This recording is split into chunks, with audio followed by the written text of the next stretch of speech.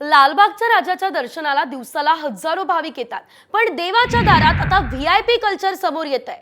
हजारो जण दिवसभर उपाशी राहतात आणि रांगेत उभे राहतात, आपल्या लाडक्या बाप्पाचं दर्शन घेतात। पण दुसरीकडे काही जणांना व्हीआयपी दर्शन दिलं जातंय, तेही कोणत्याही अडथळ्याशिवाय। अगदी आरामात फोटो काढताय, सेल्फी घेताय आणि त्यापासून काही अंतरावर सुरक्षा रक्षकांकडून मुजोरपणा सुरू आहे। हा मुजोरपणा नेमका कधी थांबणार हा प्रश्न आता निर्माण झालेला आहे। या सगळ्या घटनेचा व्हिडिओ सोशल मीडियावर प्रचंड व्हायरल झालेला आहे।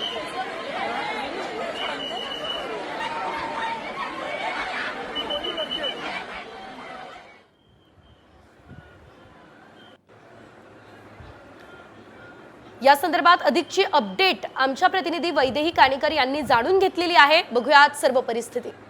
मुंबईमधला गणेशोत्सव हा नेहमीच खास असतो आणि म्हणून मुंबईमध्ये गणेशोत्सवासाठी गणपती बाप्पाच्या दर्शनासाठी अगदी लांबून लांबून अनेक लोक जी आहेत ती दर्शनासाठी येत असताना बघायला मिळतात।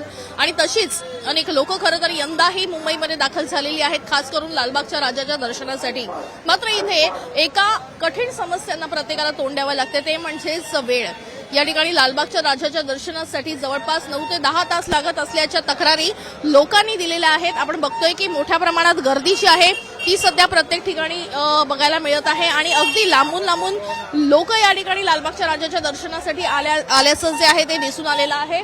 आणि अगदी दरवर्षी ही लोक जी आहेत ती लालबागच्या राजाच्या दर्शनासाठी येतात आणि अगदी लाईनिंगमध्ये उभे राहतात। मात्र त्यांना 9 ते 10 तास जे आहे ते या रांगेमध्ये घालावे लागतात, कारण व्हीआयपी दर्शनामुळे खरं तर मोठा अडथळा निर्माण होत असल्याच्या तक्रारी ज्या आहेत त्या अनेकांच्या आहेत। कॅमेरापर्सन गणेशसह वैदेही काणेकर, साम टीव्ही न्यूज, मुंबई।